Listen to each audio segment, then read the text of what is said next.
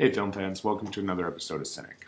As you notice, I'm not in my usual dark setting. There's actually good lighting. It's weird. Just didn't have time to film this at home, so I'm doing it obviously at a different place.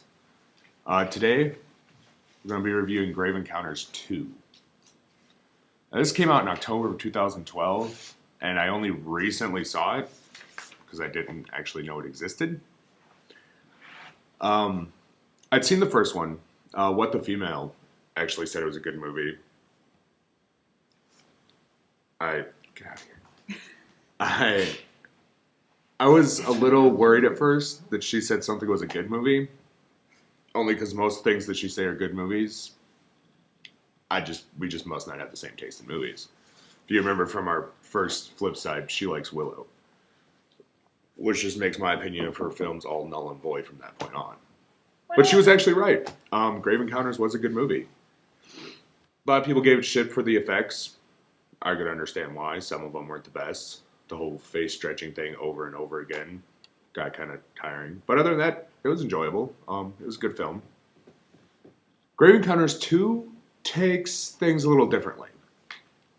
It's set in the real world, where Grave Encounters was just a movie that came out on DVD.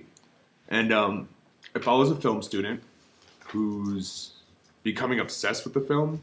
I guess he reviews it, and then he starts getting letters and emails and text messages and a video feed, for one thing, from a guy that calls himself Death Awaits. How original. That's what was graffitied on the front of the door in the first movie.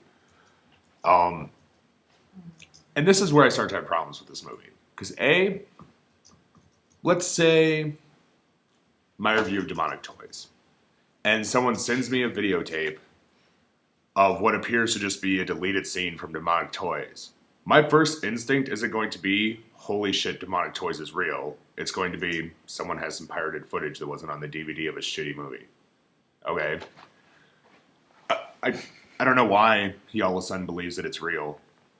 It's kind of stupid.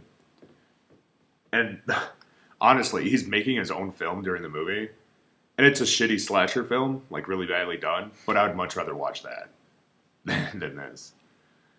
He goes through, he starts finding like reasons that it's real and shit like that. A lot of them kind of don't make sense.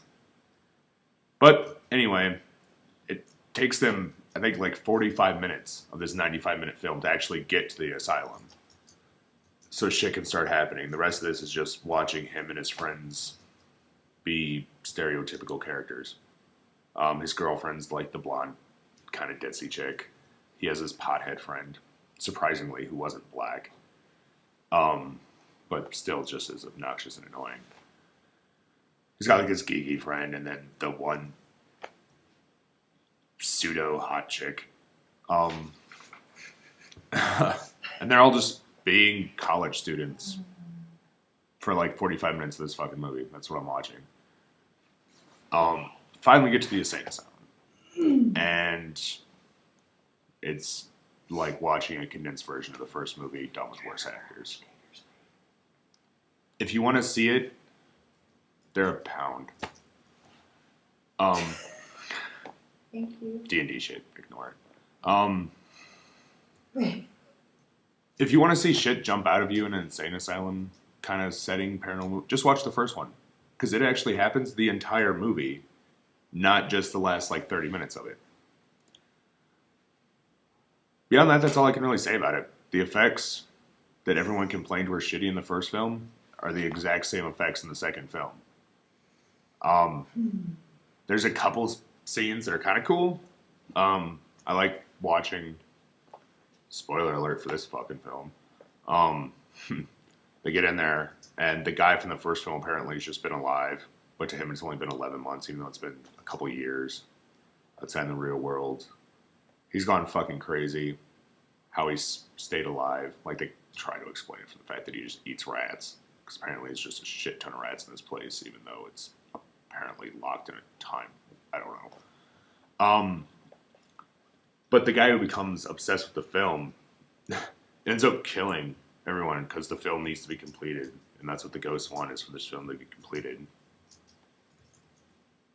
Not sure why. But he takes the camera and it does this really cool like POV shot like through the camera and just smashes his girlfriend's face in with it. I liked that. That was about it. I've seen a lot of reviews for it. Apparently people liked it. This is just my opinion. I really didn't care for it. I don't see why it exists, why it needed to be there. But yeah, that's it. See you guys next time.